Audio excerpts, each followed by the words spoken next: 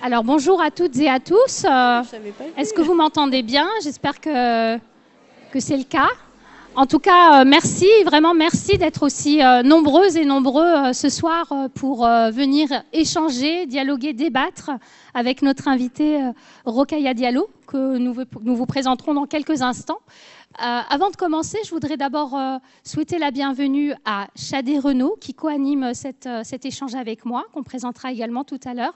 Souhaiter également la bienvenue à Rokhaya Diallo. Vraiment, merci. C'est très précieux de t'avoir aujourd'hui parmi nous. La salle est pleine. Ça a été un franc succès. On a dû changer d'espace pour pouvoir vous faire rentrer toutes et tous. Donc, merci vraiment d'être avec nous aujourd'hui, Rokhaya.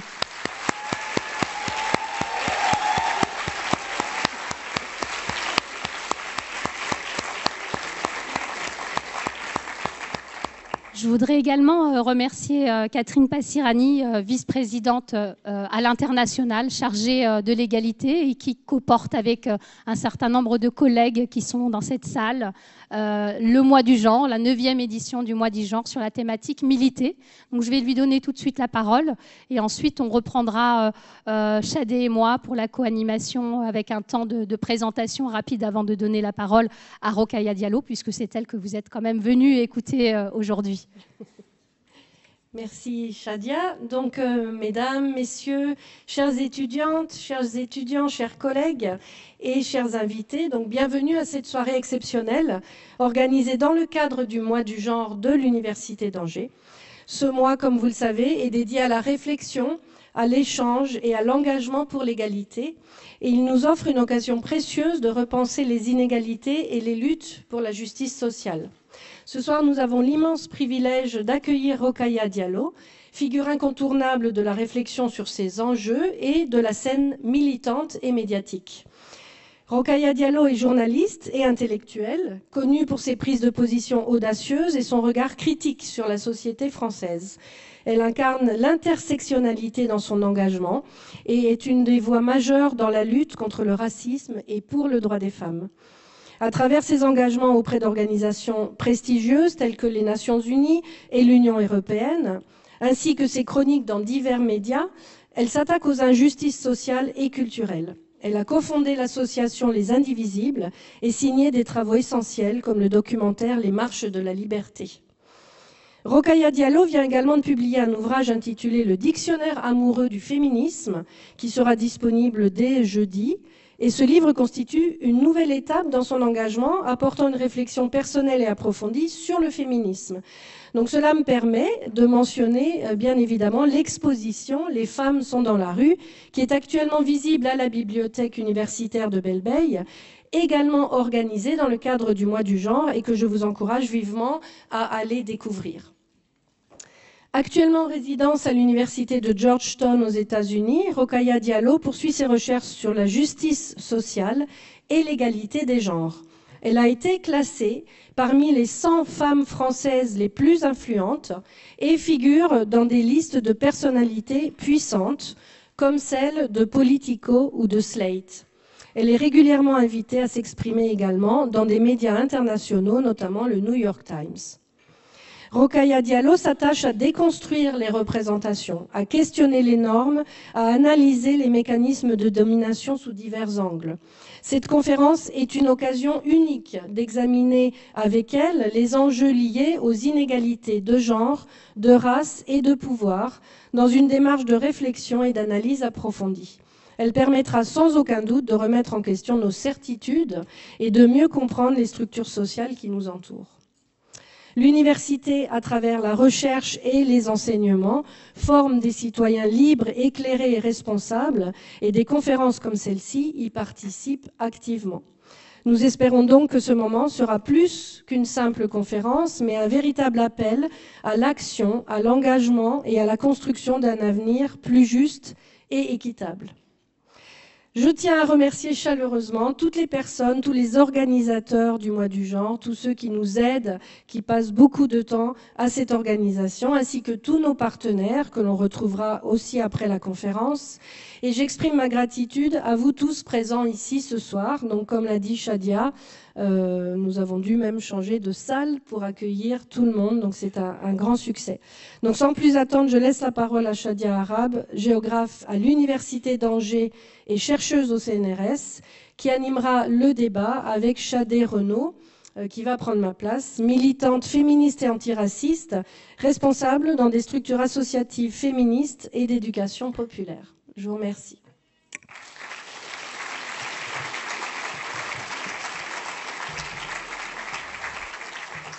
Merci beaucoup, Catherine, pour ce mot introductif important et merci d'être à nos côtés sur ce mois du genre. Le soutien politique est important, sinon on ne pourrait rien faire dans cette université. Je suis vraiment très bien entourée par Shadé et Rokhaya, deux femmes inspirantes pour moi. Je voudrais faire quelques remerciements avant de poser les bases de l'échange qui va suivre. Remercier les services, en particulier Nathalie Ménard, Cédric Pacreau, qui nous ont accompagnés sur l'organisation de ce mois du genre, Anne-Laure Guillaume sur la partie affiche, Christophe Daniel, qui nous a ouvert ses portes pour nous accueillir ici, doyen de l'UFR Droit Éco-Gestion, Guillaume, Thomas Donadieu pour la partie audiovisuelle, Dimitri Ducâtre et toute l'équipe Ducâtre, que j'oublie sûrement un certain nombre de noms. C'est toujours la difficulté quand on commence à faire des remerciements. Alors, pour présenter d'abord cette thématique militée qui nous réunit aujourd'hui dans un contexte international de remise en cause des droits humains, de remise en cause des droits des femmes, de remise en cause des personnes LGBTQI+, de remise en cause des personnes étrangères, etc. C'est la 9e édition. Et on a choisi de souligner la question de la militance, de souligner les freins à la militance et aux politiques d'égalité qui s'inscrivent dans des réflexions scientifiques. Les réflexions scientifiques, c'est ce qui nous anime aujourd'hui dans nos universités, dans nos espaces de recherche. Ce ne sont pas des vains mots. Et travailler aujourd'hui sur le féminisme, travailler sur l'intersectionnalité, sur la race, sur les migrations, ce sont des vrais objets de recherche sur lesquels de nombreuses chercheuses et chercheurs ont investigué beaucoup de leur temps depuis de nombreuses années. L'engagement aussi que chacun et chacune on peut poursuivre de manière individuelle et personnelle est important au dehors des murs de l'université, par des combats politiques, par des engagements citoyens, mais aussi à l'intérieur de nos murs, dans notre université, pour développer les esprits critiques, pour armer les étudiants, les étudiantes, pour favoriser le dialogue et l'échange. L'université en tant qu'institution est une institution aussi en danger. C'est un espace d'élévation intellectuelle où la liberté de penser, je ne suis pas émue, j'ai juste la voix enrouée,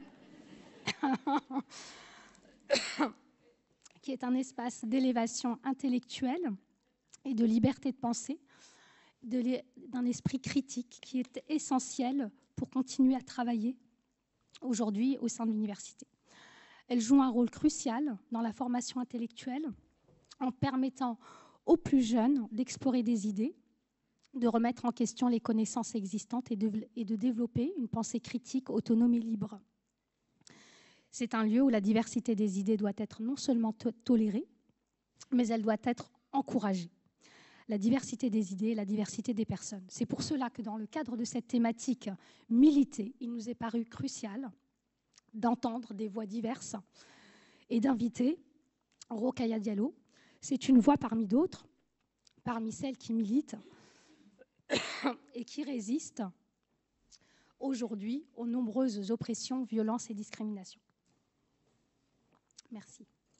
Alors, je voudrais revenir sur un événement qui m'a particulièrement marquée à Angers, mais qui a marqué toute la France. Ça s'est passé chez nous. C'était le 26 octobre 2014, une manifestation contre le mariage pour tous, qui a tourné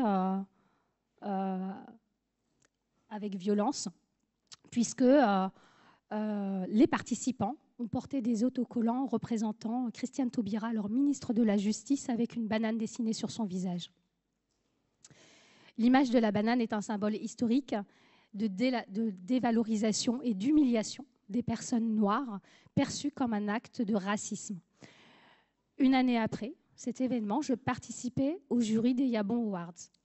organisée par l'association Les Indivisibles, cofondée par Rokhaya Diallo, qui récompense d'une peau de banane d'or les pires propos racistes tenus par des personnages publics. Les Yabon Awards montrent comment militer peut prendre aussi le détour de la dérision, mais aussi le détour du renversement du stigmate de la banane. J'avais trouvé cela tellement puissant. Donc merci Rokhaya d'avoir initié ce genre de choses. Et merci encore une fois d'être parmi nous aujourd'hui. Je rappelle que tu as un agenda extrêmement chargé, que tu as une actualité ultra chargée avec la sortie de ton dictionnaire que nous a présenté tout à l'heure Catherine Passirani. Et avant de donner la parole à ma collègue Chadé Renaud, je voudrais d'abord aussi la remercier, vraiment sincèrement, parce qu'elle a tout de suite accepté de co-animer cet échange et je trouvais que c'était vraiment important que tu sois ici aussi, parce que d'abord, tu as été une ancienne étudiante du Master Intervention sociale de l'Université d'Angers. Tu retrouves un certain nombre de tes enseignants ici, là. Et tu es aujourd'hui professionnellement cadre dans des structures associatives féministes et d'éducation populaire. Et tu es dans la vie de tous les jours une vraie militante féministe et antiraciste. Je te laisse la parole. L'échange va se dérouler de cette manière. On va essayer de te poser 5 à 7 questions selon le temps qui nous sera imparti.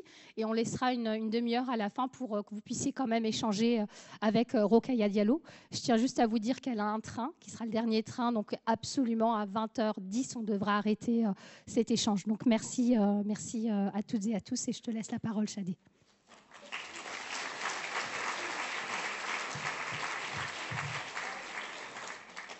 Messieurs, dames, Shadia Arabe.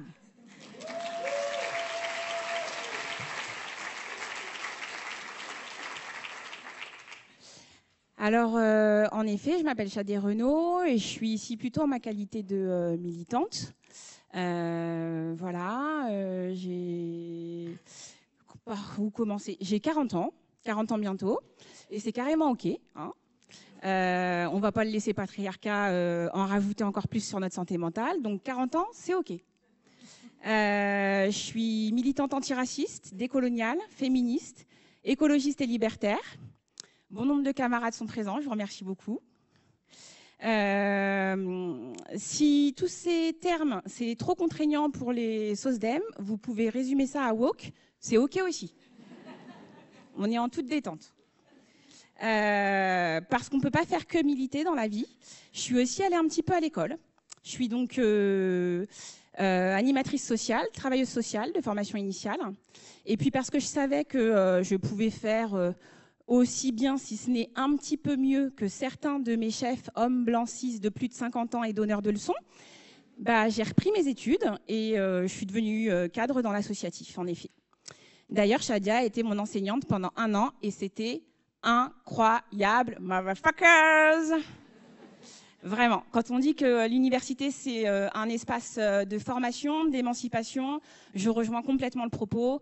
J'ai pas la neutralité d'un chercheur, mais en tout cas, la professionnelle que je suis et la conscience que je mets dans mon travail, la conscience que je mets dans mon travail avec mes collaborateurs aujourd'hui, c'est aussi parce qu'à un moment donné, je suis passée par la fac et que j'ai fait des rencontres comme la tienne et tous les enseignants que j'ai croisés. Voilà. Depuis 2013, je suis responsable de structures ou de services associatifs, féministes et ou d'éducation populaire. Dernièrement, plutôt sur l'éducation populaire. Mais on ne va pas se mentir, dans le salariat, les instances de droit commun, l'université ou partout ailleurs, nos vies sont compliquées, pour pas dire entravées. Surtout quand on est issu d'une minorité. Genre, classe, race, on ne va pas détailler, vous connaissez déjà.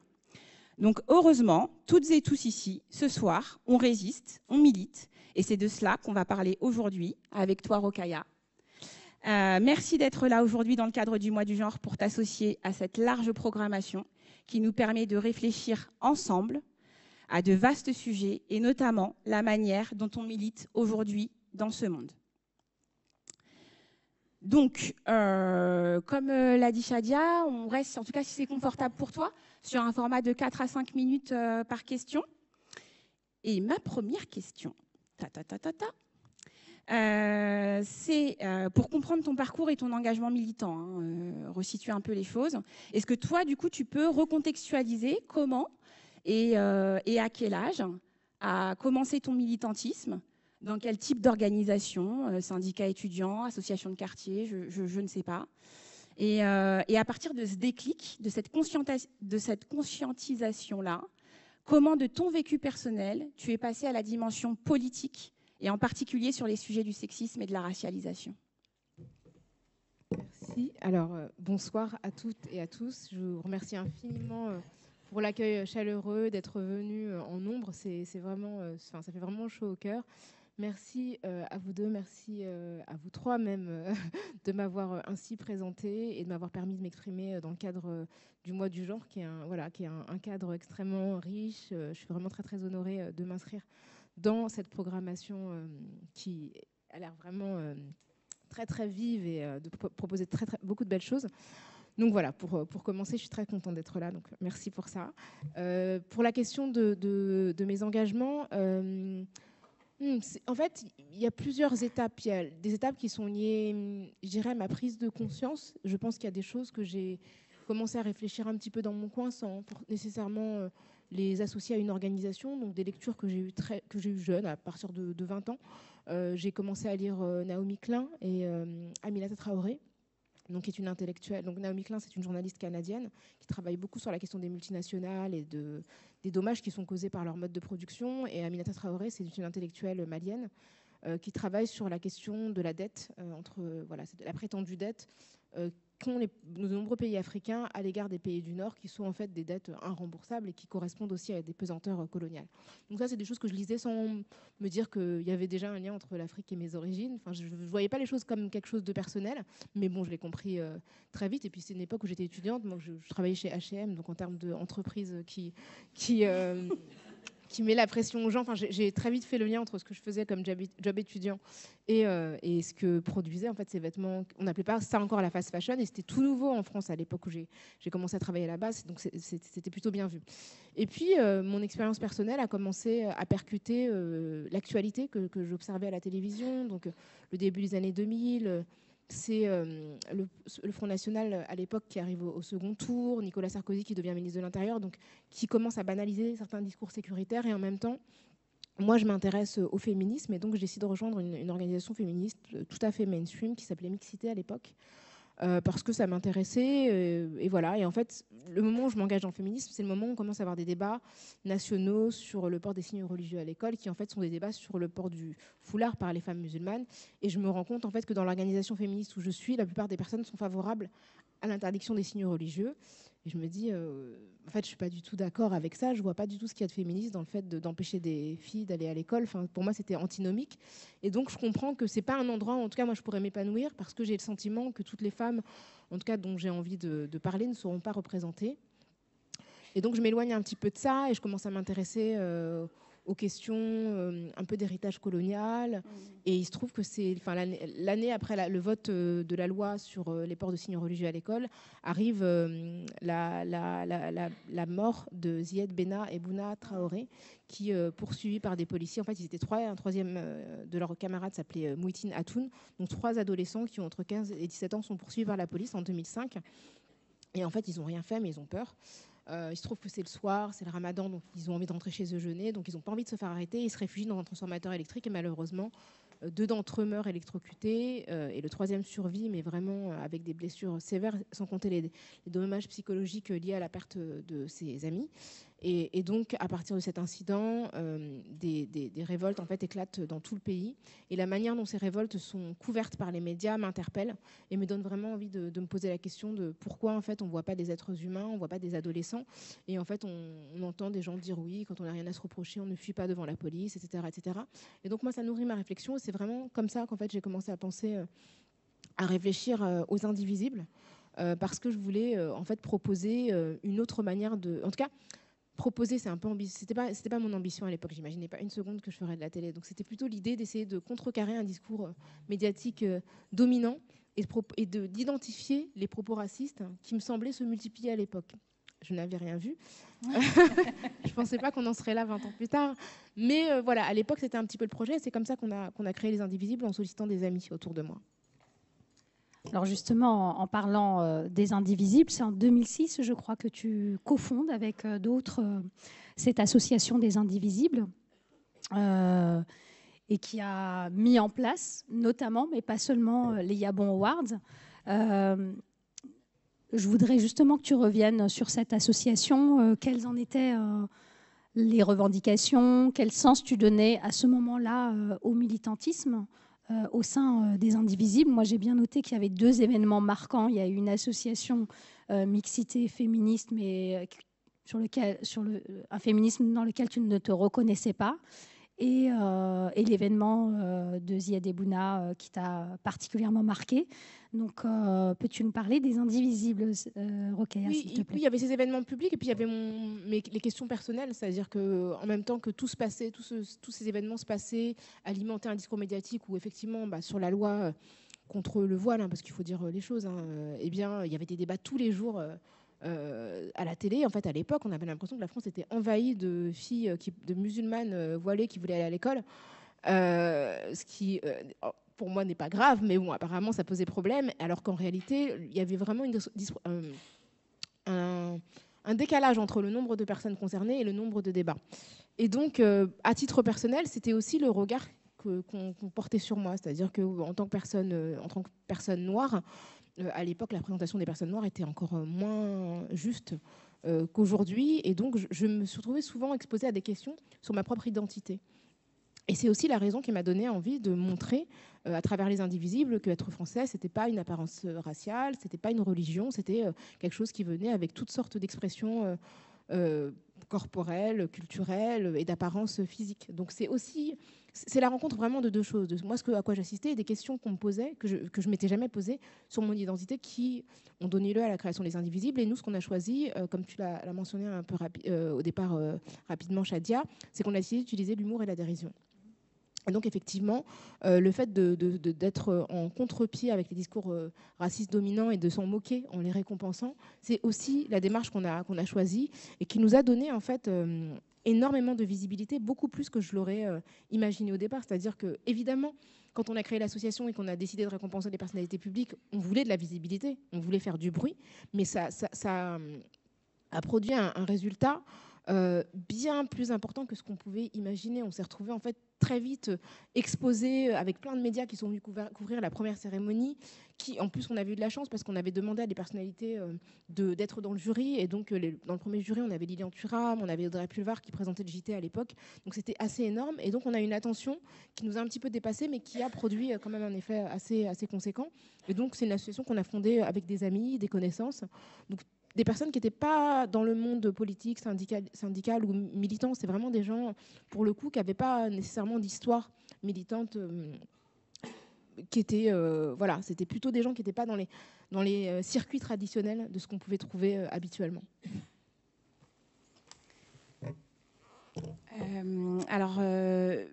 Militer, c'est pas seulement l'agir, l'action, c'est pas seulement un agir politique collectif dans l'espace extérieur. Et du coup, je me demandais comment individuellement, en tant que personne, en tant que Rokhaya, tu vis, on survit, comment on résiste face à un système qui oppresse et qui écrase les humanités. Et j'ai bien dit les humanités, pas les identités. Alors, c'est une vaste question. On survit déjà en vivant. Enfin, c'est-à-dire que je pense que quand on appartient à un groupe opprimé, pour quelle que soit la raison, que ce soit la question du genre, de l'expression de genre, la question raciale, la question du handicap, enfin, toutes ces questions qui peuvent exister, le fait simplement de se lever le matin et de vivre, de respirer et d'appréhender l'espace public ou son espace privé, c'est déjà une forme de résistance, c'est déjà une négation, enfin, en tout cas une contradiction avec tout ce qui nous dit qu'on n'existe pas et qu'on est indigne en tant qu'être humain. Après, pour ma part, comment on résiste, enfin, il y a plein de niveaux. C'est comment je résiste. Bon, déjà, je suis une femme noire musulmane en France aujourd'hui, donc j'existe dans un espace où clairement on n'est pas beaucoup. Donc c'est déjà une forme de défiance par rapport à ça. Puis après, il y a d'autres choses. C'est-à-dire que si j'étais pas un personnage public, je pense que je ne serais pas autant exposée à une expression explicite du racisme, en tout cas verbal. C'est-à-dire que bien sûr que toutes les personnes qui vivent des oppressions subissent ces oppressions au quotidien.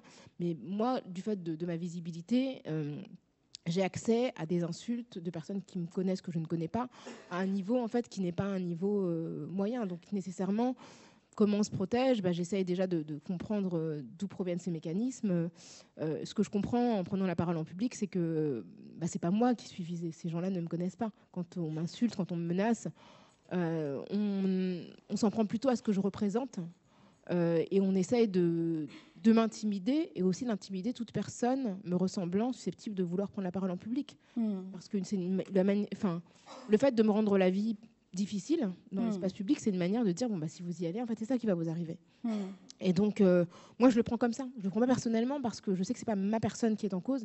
C'est un système qui classe et classifie les personnes comme moi de telle ou telle manière et qui les sanctionne quand elles s'expriment en dehors des espaces qui leur sont, auxquels elles sont assignées. Donc voilà. Et effectivement, je parle de moi aujourd'hui, mais je pense qu'on ne peut pas citer une seule personne.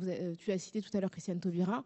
On aurait pu parler d'Aya Nakamura l'année dernière. Enfin, je veux dire, il y a eu Youssoufa, Black M. Et je parle de personnes noires uniquement, mais c'est absolument abyssal de voir à quel point toute personne non blanche ou dont l'identité n'est pas conforme à la norme dominante qui s'exprime dans l'espace public et qui s'exprime pas justement en confortant les normes dominantes, et bien l'exposer à une remise un rappel à l'ordre, tout simplement. C'est-à-dire qu'on lui rappelle qu'en fait, elle est juste tolérée et que si elle commence effectivement à se faire entendre trop fortement et à défier trop vivement les forces en présence, eh bien voilà. On réassigne. Absolument. C'est une manière de dire en fait attention, attention. Si tu vas trop loin, on va te rappeler qui tu es et ce qu'on peut te faire. Alors, exister, c'est ce que tu fais en occupant un certain nombre d'espaces et vraiment, on t'en remercie, Rokhaya, à travers tes différentes productions. Je pense au film documentaire Où sont les Noirs, diffusé en 2020. Ton ouvrage coécrit avec Brigitte Sombier qui s'intitule Afro sur le mouvement de Napi. Ton livre Ne reste pas à ta place, comment arriver là où personne ne vous attendait. Et les interventions sur les différents plateaux télé. Moi, j'ai beaucoup regardé ces derniers temps. Tous les jours, j'étais un peu regardée et écoutée pour essayer de m'imprégner aussi de cet échange. Et tu évoques vraiment des sujets cruciaux, primordiaux, d'émancipation qui nous concernent, qui amènent certaines personnes aussi à te qualifier d'afroféministe, de décoloniale, de féministe intersectionnelle. Quel sens tu donnes à ces mots qui sont aussi des vrais engagements que tu prends, qui sont des engagements courageux et qui permettent aussi d'avoir pour un certain nombre de personnes des modèles dans ces espaces, parce qu'on ne voit pas beaucoup de femmes noires qui s'expriment aussi bien à la télé, dans des ouvrages, dans des documentaires. Donc, comment tu resitues ces formes d'engagement avec des concepts que nous, on utilise aussi au niveau de la recherche et qui sont devenus, ces derniers temps, vraiment montrés du doigt. Et voilà, donc... Merci beaucoup pour cette question. Alors, la première chose, c'est que c'est vrai que je m'exprime sur des plateformes extrêmement variées. Ça me plaît, mais c'est aussi le fruit d'empêchement. C'est-à-dire que je n'ai pas toujours choisi d'aller dans différents endroits. C'est que quand j'ai commencé, effectivement, j'étais accueillie par une sphère médiatique relativement bienveillante. Et puis en fait, au fil du temps, mon discours a été plus lisible et donc de plus en plus lu comme étant radical, comme étant woke, pour reprendre le terme que tu as employé tout à l'heure, Shadé. Et donc moins plaisant, moins consensuel. Donc les implications très concrètes, c'est la perte d'opportunités professionnelles. C'est-à-dire qu'à un moment donné, les portes ne s'ouvrent plus, elles se ferment, les contrats ne sont pas renouvelés, et donc ça nécessite pour moi d'avoir de l'imagination et donc d'aller me diriger dans des espaces où je peux continuer à travailler pour des raisons strictement matérielles, pour commencer, puis après parce que j'ai envie de poursuivre. Donc c'est aussi ce qui m'a poussée, par exemple, à regarder en dehors de la France, parce que j'ai bien compris qu'on ne pouvait pas être complètement dépendant du pays qu'on critiquait, matériellement, en tout cas financièrement, c'est une position compliquée et dangereuse. Donc voilà, ça m'a poussée à un peu assurer mes arrières et à commencer à regarder ce qui se passait à l'extérieur et puis à trouver des formes d'expression diverses, effectivement, les livres, les documentaires, la bande dessinée, les expositions, parce que je pense que j'aime bien vraiment cette pluralité, puis parce que je ne voulais pas mettre tous mes œufs dans le même panier, et justement n'exister que dans un espace où une poignée de personnes auraient de droit de vie et de mort sur ma carrière. Donc sur les différents qualificatifs, que ce soit afroféministe, féministe, décoloniale ou intersectionnelle, je me reconnais dans tout. C'est vrai qu'afroféministe, ce n'est pas forcément la désignation que j'avais choisie initialement, mais j'ai conscience du fait que ça désigne un mouvement de féministes noires françaises des années 2010, qui sont des années dans lesquelles j'étais active. Je suis une féministe noire française, donc bon, oui, voilà, ça me convient. Décoloniale, en tout cas, j'y aspire. Après, est-ce que mes pratiques de vie sont décoloniales? Je ne suis pas convaincue, parce que voilà, je vis en France avec un mode de vie de française, donc voilà, j'ai bien conscience de la contradiction, en tout cas, qui est entre la théorie et la pratique, et intersectionnelle, parce que, en tout cas, je pense qu'il est important de tenir compte de toutes les oppressions et de toutes les personnes qui sont à leur croisée. Donc, évidemment, avec, comme tout le monde, j'imagine, des erreurs, des impensés, des cafouillages. Voilà, j'essaye, quoi, en tout cas. J'essaie de répondre fidèlement à toutes ces désignations possibles. Et effectivement, c'est plus ou moins positif selon qui pose le label, mais en tout cas, moi, je l'assume parfaitement. Alors, tu nous en as dit un mot de ta présence sur un certain nombre de plateformes variées et sur des plateaux télé et de radio. On te voit et c'est plutôt bien. Mais parfois, on peut être surpris de te voir dans certaines radios ou certains plateaux, notamment qui font la promotion de fantasmes racistes, sexistes, LGTB-phobes, islamophobes. Mais on t'y voit quand même. Tu as été, par exemple, je pense, chroniqueuse chez Touche pas à mon poste, sur C8, dont la chaîne et l'émission, exactement, ont été fermées récemment.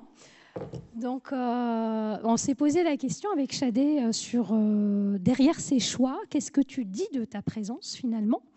Qu'est-ce que tu défends aussi sur ces plateaux où la parole peut être caractérisée véritablement, comme je le disais tout à l'heure, comme raciste et islamophobe, alors que c'est l'inverse que tu défends? Alors, merci pour cette question importante. Pour commencer, je pense qu'il y a peu d'espace médiatique, télévisuel français, de commentaires, de l'actualité politique où la parole islamophobe et raciste ne dispose pas d'un certain confort. Je pense que c'est compliqué de trouver aujourd'hui une chaîne de télé où on se dit il n'y a aucun propos raciste qui va être tenu, jamais. Enfin, je pense que c'est plutôt le contraire, et les gens qui sont racistes, et particulièrement aujourd'hui avec la montée du RN et vraiment l'installation de ces figures de l'extrême droite dans le paysage médiatique, voilà, c'est compliqué. Pour Touche pas à mon poste, donc moi effectivement j'ai travaillé là-bas donc en 2017, de 2017 à 2020 et quelques. Alors il se trouve que je connais Cyril Hanouna depuis hyper longtemps, parce que il travaillait à l'époque à RTL où j'ai officié comme chroniqueuse pendant quelques années. Donc c'était un collègue de travail, et effectivement il m'avait sollicité pour TPMP pendant plusieurs années avant que je finisse par accepter. Et c'est vrai qu'à l'époque où j'ai accepté, il y avait déjà quelques controverses autour de l'émission. Mais je me suis dit que c'était un endroit où je pouvais parler à des gens qui ne me connaissaient pas et qui n'avaient absolument pas accès à ma parole. Que moi, à l'époque, ça a beaucoup changé TPMP, ça a vraiment changé au début des années 2020. À l'époque, c'était quand même une émission de critique média qui restait populaire et qui était beaucoup consommée par les jeunes. L'âge moyen de ceux qui regardent TPMP a augmenté de, je pense, 20 ou 30 ans ces dernières années, parce que ça s'est tourné vraiment vers une émission très politique, très à l'extrême droite, etc. C'était moins le cas avant. Avant, il y avait énormément de jeunes qui regardaient TPMP, et moi, à l'époque, je me disais que si j'avais été une ado, clairement, j'aurais été dans le public. Et donc, je pensais que c'était important de parler aux gens, notamment de quartiers populaires, qui regardaient cette émission. Et effectivement, moi, ce que j'avais demandé, c'est d'avoir ma liberté de parole, et pour le coup, j'avais une liberté de parole qui était absolue, quoi. J'ai jamais été ni interrompue, on m'a jamais mal parlé, on m'a jamais empêché de dire ce que je voulais. J'ai eu des opportunités que j'aurais jamais pu avoir. Par exemple, j'ai pu dire mes 4 vérités à Bernard de la Villardière devant lui. Enfin, c'était juste, ça a fait une polémique nationale, mais jamais de la vie j'aurais pu le faire ailleurs, et jamais ça aurait pu avoir une telle ampleur, parce que c'est une personne qui, pour moi, fait des reportages complètement racistes, mais généralement il le fait dans le plus grand des conforts, quoi, de pouvoir avoir l'opportunité de lui dire en face que je trouvais que ce qu'il faisait était problématique. C'était juste dingue. Et je me souviens que lorsque la polémique a éclaté, ça a été une polémique énorme. Une personnalité politique qui l'ont commenté, mais tout à coup on mettait sur le devant de la scène des opinions sur son travail qui n'étaient pas des opinions qui étaient formulées auparavant. Donc pour moi, c'était un espace, en tout cas, de visibilité important. Et moi, je l'ai vu très vite en étant dans TPMP, quelle personne me parlait dans la rue. C'est-à-dire qu'entre être sur BFM ou enfin, des chaînes info, RTL, c'était pas du tout le même genre de personnes qui m'arrêtaient dans la rue et qui me reconnaissaient, qui parfois me remerciaient. C'était des gens plus jeunes, des gens plutôt de quartier populaire. Enfin, vraiment, c'était assez étonnant de voir à quel point des gens, même dans mon quartier, qui m'avaient jamais calculé, tout à coup me reconnaissaient, et plutôt les jeunes, quoi. Donc pour moi, ça avait eu cette importance-là. Et après, je suis partie à 3-4 ans. Parce que j'estimais que j'avais plus la possibilité de faire mon travail dans les mêmes conditions que pendant les années où j'y suis allée. Mais aujourd'hui, je travaille à France Info TV, qui est la chaîne télé de France Info, donc du service public. Je travaille aussi à BFM et j'ai eu depuis que j'y suis plein de clashs avec des gens du RN. Mais je suis contente en fait que ces clashs existent parce que je trouve que ces gens viennent sur les plateaux télévisés sans que personne leur dise que leur parti est raciste. Donc comme ils n'ont plus l'habitude qu'on leur dise, quand je leur dis, évidemment, ça les énerve. Mais c'est un parti raciste qui a été fondé par des nazis, en fait. Donc je pense que c'est, en tout cas pour moi, c'est important de pouvoir le dire dans des espaces où on leur dit de moins en moins. Et c'est mon rôle. Tant que je peux le faire, je pense que c'est important. Puis après, il y a plein de choses que les gens n'ont pas nécessairement en tête. C'est que quand on est journaliste, en fait, c'est dur d'avoir du boulot. Enfin, c'est pas si évident que ça. On n'a pas toujours le luxe de dire oui, je vais travailler que pour l'extrême gauche. Voilà. Donc on travaille là où on a du boulot. J'ai travaillé beaucoup pour des médias. J'ai travaillé pour LCI, pour RTL, qui sont des médias plutôt classés à droite, mais en même temps des médias où j'ai pu dire énormément de choses. Voilà. Donc c'est un choix et je comprends qu'il soit discutable. Hein. Peut-être que parmi vous, il y a des gens qui vont me poser la question, qui vont considérer que c'est pas forcément une stratégie légitime, mais en tout cas pour moi cette stratégie jusqu'ici elle m'a permis vraiment non seulement de dire ce que je pensais, mais en plus de donner une certaine visibilité à mes opinions parce qu'elles se confrontaient directement à leurs antagonistes dans des espaces où habituellement les opinions que je défends sont pas forcément défendues de la même manière, quoi. Et effectivement comme vous le dites, il n'y a pas beaucoup de femmes noires, il n'y a pas beaucoup de noirs déjà de manière générale à la télé. Enfin, je pense que quasiment 95% des fois où j'étais en plateau, j'étais la seule personne non blanche, même pour aller plus loin. Quand j'ai commencé les débats, il y avait très très peu de femmes. Et encore aujourd'hui, ça m'arrive d'être la seule femme autour d'une table de débat. C'est des choses qui continuent à arriver en 2025. Donc il y a aussi une importance symbolique. Et paradoxalement, pour en revenir à TPMP, moi quand j'ai commencé à TPMP, c'était la première fois que j'étais dans une émission, je n'étais pas la première noire. C'est-à-dire que l'équipe de maquillage avait le fond de teint qu'il fallait, ce qui est un vrai sujet. Enfin, moi, ça a été des sujets hyper importants, d'avoir des gens qui disent « Ah, qu'est-ce qu'on fait est-ce que vous allez revenir ? Ah, j'ai pas le... » Enfin, qui vont dans des placards obscurs chercher une couleur qui corresponde à la... Enfin, c'est... Voilà, TPMP, je suis arrivée, j'étais la 4e. Et l'air de rien... ça voulait dire quelque chose, quoi. Ça voulait dire que la question, en tout cas, c'était pas posée dans ces termes, quoi. Donc après, l'émission aujourd'hui, elle a complètement vrillé et pris une direction clairement où je pourrais plus m'y exprimer. Mais cette question-là, elle est quand même importante, quoi. Je me permets de réagir. En effet, c'est une stratégie et j'entends complètement. Après, par rapport à la partie de ta réponse où tu indiquais qu'en effet, il y a peu de personnes noires à la télévision, je ne sais pas si tu partageras la remarque, mais moi j'ai l'impression qu'il y a peu de noirs à la télévision qui soient dans autre chose qu'une fonction de divertissement. Voilà. Parce que moi, j'ai grandi en voyant des personnes qui me ressemblent à la télévision, mais uniquement dans des fonctions de divertissement. Et ça aussi, ça dit quelque chose. Et quant à la possibilité matérielle de vivre en tant que journaliste, j'entends aussi tout à fait, d'autant que, et ça interroge sur la question de la pluralité des espaces médiatiques, en effet, on peut s'interroger sur le nombre d'espace médiatique qui est une ligne engagée de gauche et qui est la même possibilité de diffusion et d'accessibilité au grand public que toutes les autres plateformes qu'on voit qui se définissent soit comme neutres au mieux ou au pire comme très conservateurs et d'extrême droite. C'était ma petite remarque pas prévue sur le fait que non, nous ne sommes pas tous footballeurs ou humoristes, mais voilà. J'avais une petite question, enfin on avait une petite question, parce qu'en fait je l'ai pas pensée toute seule, celle-ci, tu m'as bien aidée. On se demandait si entre la Rokhaya Diallo que nous avons découvert lors des Indivisibles à l'époque et celle d'aujourd'hui, qui intervient à l'ONU, qui écrit dans des grands journaux comme le Washington Post et qui participe au CIGE en ta qualité de journaliste engagé.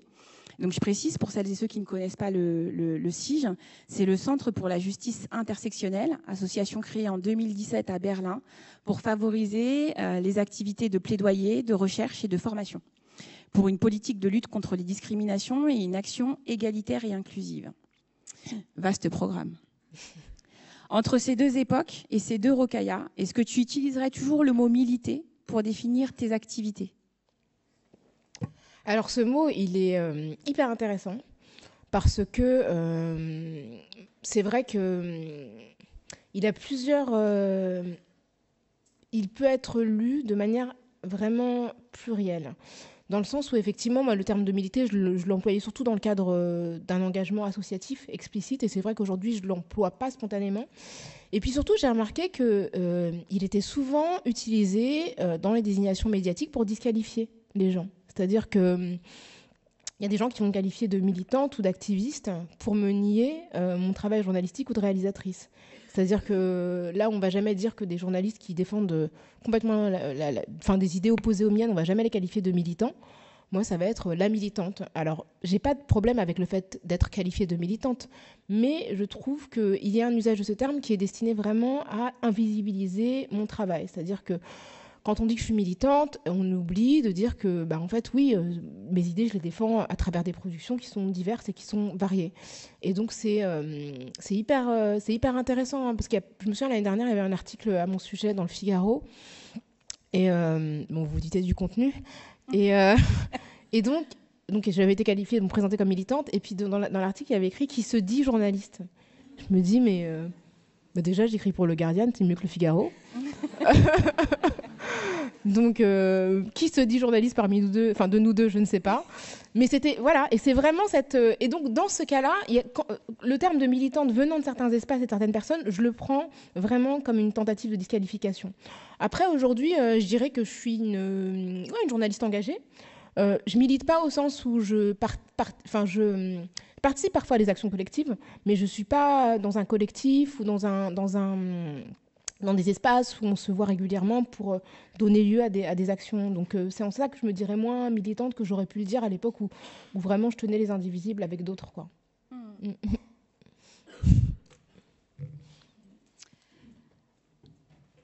J'aurais peut-être une dernière question, Rokhaya, avant de laisser la place à l'échange avec vous.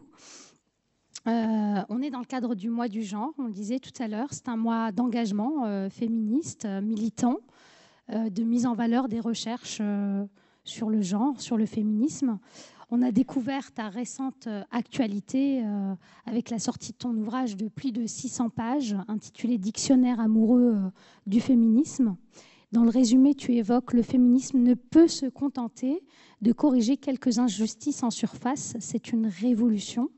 Alors, on connaît un certain nombre de dictionnaires qui existent. On a à Angers Christine Barr avec Sylvie Chaperon qui ont écrit un dictionnaire des féministes. Il y a quelques années, il y en a d'autres. Est-ce que tu peux nous parler de ce dictionnaire, de ton féminisme et pourquoi finalement un dictionnaire de plus sur cette question ? Qu'est-ce qui te différencie peut-être des autres ? Tu nous disais que la première promotion, ça sera à Reims, ça sera à Angers. Est-ce que tu veux en parler ce soir ? Même si c'est que quelques minutes. Oui, j'aurais dû en prendre un exemplaire, parce que c'est vrai que maintenant, ils existent physiquement, ils ne sont pas encore en librairie, mais j'aurais dû en prendre un. Les dictionnaires amoureux, c'est une collection de dictionnaires qui existe chez Plon depuis très longtemps, depuis une vingtaine d'années. Donc, il y a des dictionnaires amoureux de toutes sortes de choses, de Proust, du tennis, du Maroc, vraiment tous les sujets, énormément des États-Unis. Il y a énormément de sujets qui ont été évoqués depuis 20 ou 25 ans. effectivement, la majorité des auteurs des dictionnaires amoureux sont des hommes, plutôt des hommes blancs. Et donc, quand il a été question de faire le dictionnaire amoureux du féminisme, Grégory Berthier-Saudray, le directeur de la collection de dictionnaires amoureux, m'a approché tout simplement. C'est lui qui m'a demandé si je voulais écrire ce dictionnaire amoureux. Et donc, à l'époque, je lui ai dit, mais vous savez ce que je vais écrire, vous avez conscience du fait que c'est pas hyper consensuel de me le demander. Il m'a dit, oui, précisément, j'ai envie d'entendre autre chose sur le féminisme. Et donc, c'est comme ça que je me suis engagée dans ce projet. Ce qui est particulier avec le dictionnaire amoureux, c'est que ce n'est pas un dictionnaire au sens académique. C'est un dictionnaire dans le format de l'abécédaire, mais c'est un dictionnaire qui est personnel, parce que c'est un dictionnaire amoureux. Et l'idée, c'est que les auteurs, ce sont des personnes qui parlent d'une notion pour laquelle ils ont de l'affection. Et donc moi, je parle de mon féminisme, mais à travers mon prisme. C'est-à-dire que dans mon dictionnaire amoureux, évidemment, il y a des... J'ai voulu faire œuvre de pédagogie, donc j'ai essayé d'expliquer ces notions dont on a parlé, l'intersexualité, le wokisme, la laïcité, donc ce genre de choses, mais j'ai voulu parler de mes figures féministes. Donc évidemment, il y a des figures très très connues comme Angela Davis, comme Gisèle Halimi, mais il y a aussi des figures qui concernent, que j'aime bien, comme Carol dans The Walking Dead, comme, voilà, pour les gens qui sont plus âgés que moi, qui ont le même âge que moi, pardon, qui sont plus âgés que vous dans la salle en moyenne. Il y a Dr. Queen, femme médecin, pour les gens qui se souviennent de cette série. Voilà, donc cette super série avec une médecin de Boston qui se retrouve au Far West, voilà, une femme médecin en 1860 et quelques. Et donc voilà, il y a Radma et demi, voilà, il y a toutes sortes de choses voilà, il y a aussi Radma et demi qui est une série d'animation japonaise qui est adaptée du manga de Rumiko Takahashi, Rumiko Takahashi figure aussi dans le dictionnaire amoureux. Donc c'est vraiment un mélange de pop culture, de théorie, de notions. Je parle de l'amitié, je parle du fait je parle de l'arrogance, je parle de la colère. Donc vraiment, c'est très vaste, de la question de l'animalité aussi, de la question de l'enfance. Donc c'est vraiment un mélange de tout ce qui a forgé mon féminisme. Donc j'ai l'impression que c'est un travail que j'ai réalisé sur plusieurs années, que j'ai synthétisé dans un ouvrage qui est très très personnel. Donc il n'y a pas de vocation... Évidemment, quand je donne des données historiques ou on va dire universitaires, je m'astreins à l'exactitude, mais pour le reste, j'utilise beaucoup le jeu et je parle beaucoup de mon rapport à toutes les notions que j'ai évoquées. Donc je parle de ma mère, je parle de plein de choses, de mon enfance et de choses qui pour moi constituent le féminisme. Donc c'est un gros pavé de 600 pages, mais il y a, je sais plus, peut-être 150 entrées, 150 mots. Certaines sont très courtes, d'autres sont un peu plus longues. Et voilà, ça parle. C'est ça la différence avec d'autres dictionnaires qui ont vraiment une exigence à la fois d'exhaustivité et de précision académique. Moi, je me suis un petit peu affranchie de ça. Et puis voilà, je dis pourquoi je choisis telle ou telle femme, qu'est-ce qu'elle évoque pour moi, etc. Très bien, merci beaucoup Rokhaya. Je vous laisse la parole. On peut faire tourner un micro. Merci de vous présenter, d'être plutôt succinct dans vos prises de parole pour qu'on essaye de prendre plusieurs interventions. Et on laissera un premier temps à Rokhaya pour répondre. Et si on a encore du temps, on reprendra une deuxième série de questions. Tu veux que je fasse tourner le micro ?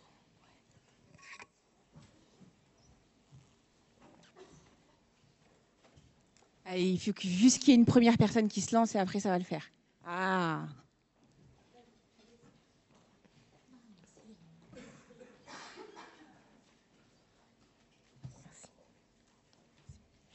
Merci d'oser être la première.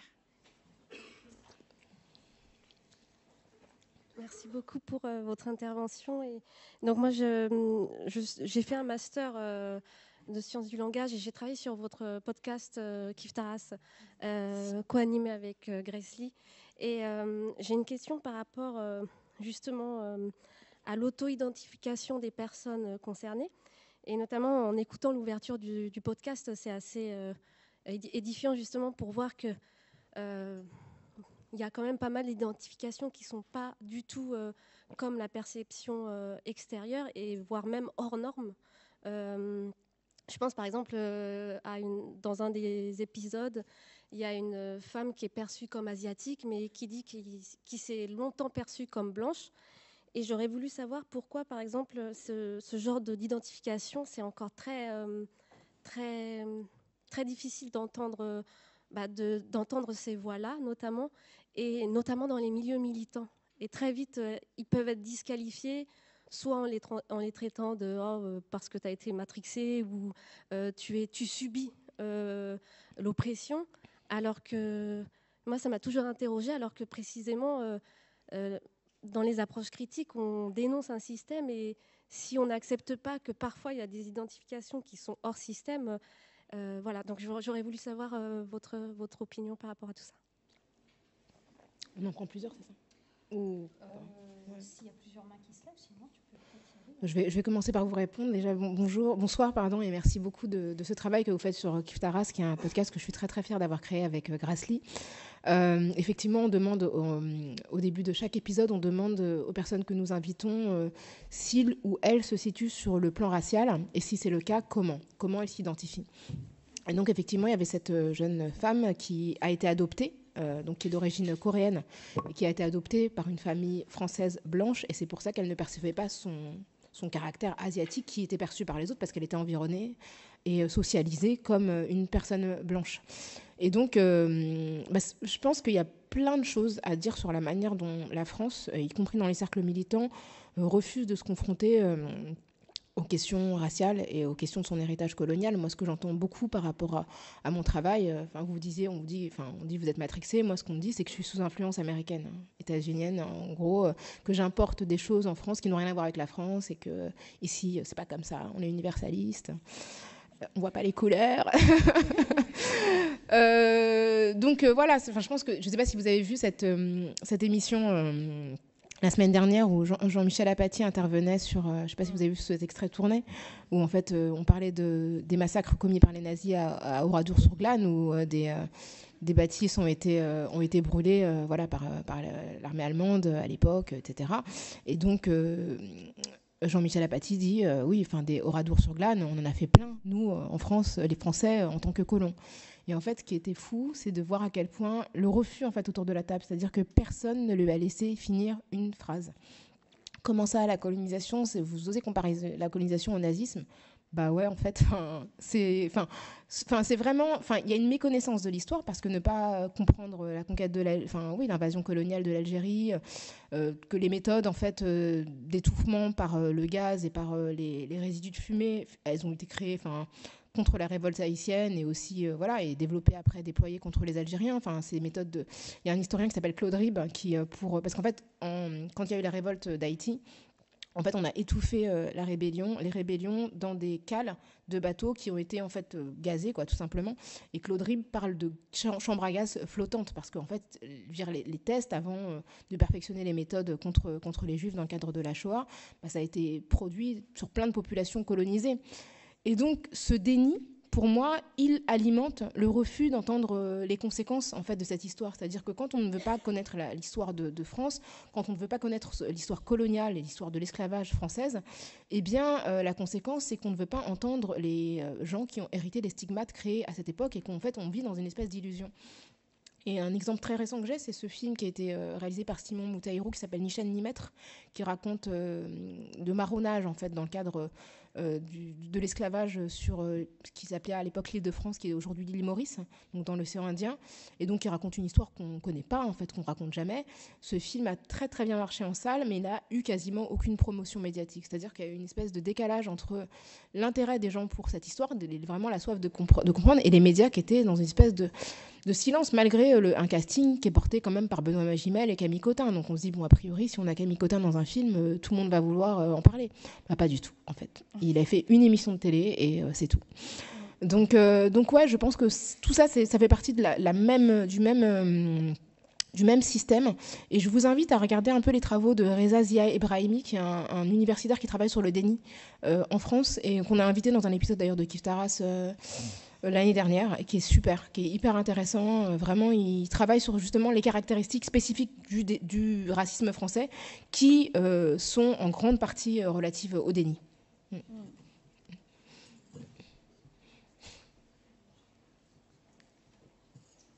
Allez, là. Ils sont impressionnés. Oui, je voulais savoir si vous aviez des trucs à dire sur colonialité et genre, notamment sur les systèmes à plus de genres. Oui, absolument. Dans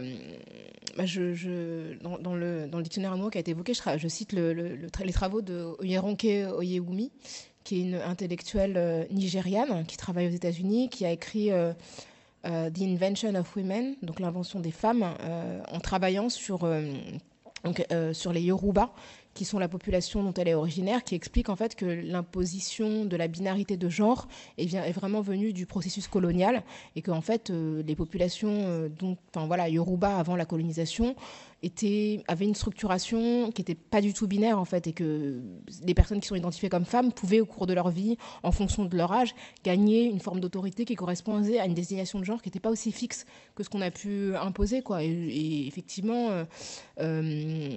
voilà, il y a plein d'exemples dans les populations, aussi dans les Premières Nations des Amériques, le terme m'échappe, mais justement, en tout cas de non-binarité. Oui, pour moi, c'est évident qu'il y a énormément de populations qui, du fait du colonialisme et de la colonialité, se sont vues imposer des catégorisations qui ne correspondaient pas forcément à celles qu'elles avaient. Voilà, il y a des endroits où on parle d'un troisième esprit. Enfin, pardon ? Voilà, exactement. Les êtres bispirituels, voilà, absolument, notamment en Amérique du Nord. Donc voilà, c'est tout à fait pertinent dans la question du féminisme, puisque la binarité, c'est aussi une forme d'oppression, quoi.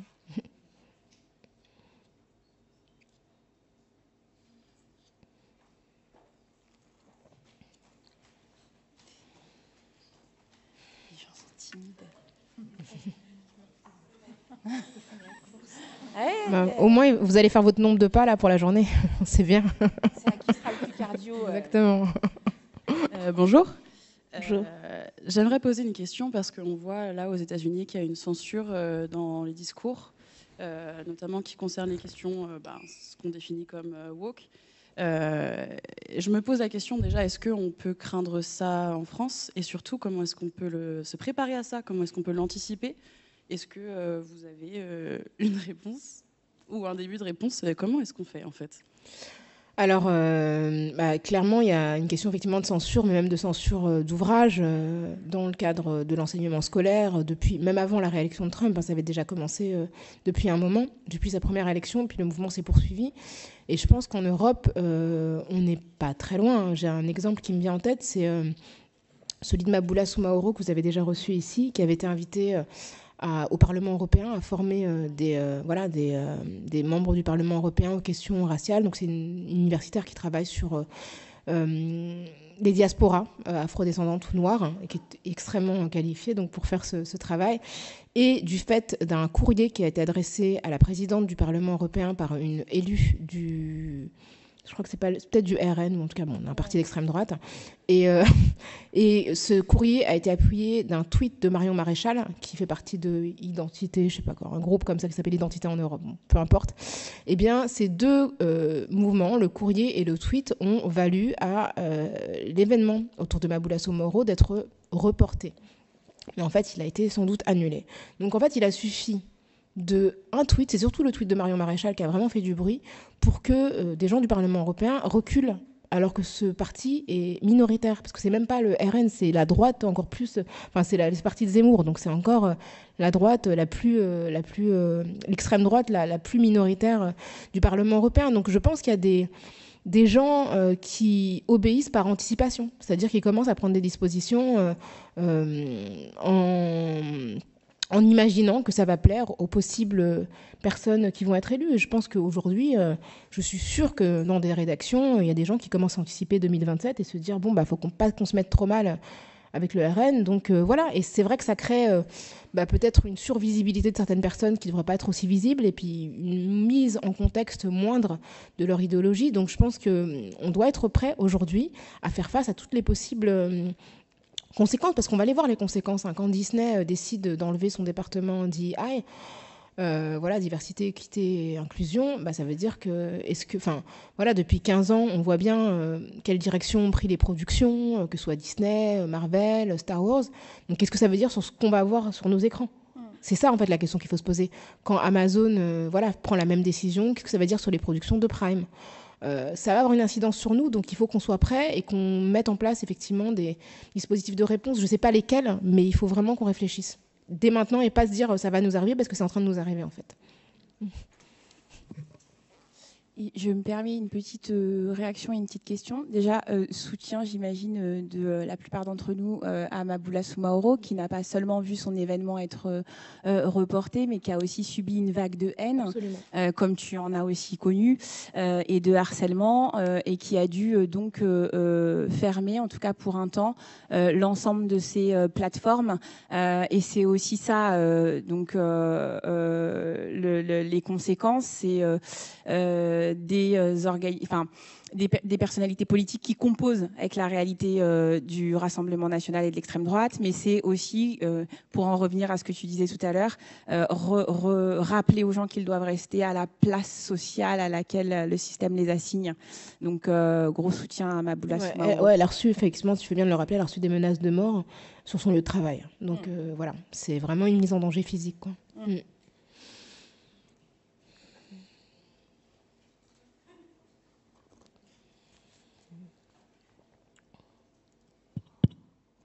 On m'entend ? Ok. Donc j'ai une question qui s'avère assez complexe. On voit de plus en plus la montée du masculinisme. Et là, je parle plutôt du masculinisme noir, par exemple avec Alexis Chun, etc. Et je voudrais savoir comment y faire face en tant que femme noire quand des personnes de notre communauté peuvent autant nous dégrader. Je parle surtout de ça parce que j'ai l'impression que sur les réseaux sociaux, comme sur TikTok, etc., il y a vraiment une montée. Avant, il n'y avait pas ça, et j'ai l'impression qu'il y a vraiment ça. Je parle surtout de Alexis Chun parce que c'est plus connu, mais enfin, voilà. Ouais, on n'est pas super contente de le connaître. Mais oui, de toute façon, de manière générale, il y a une montée des masculinismes et de la misogynie vraiment très violente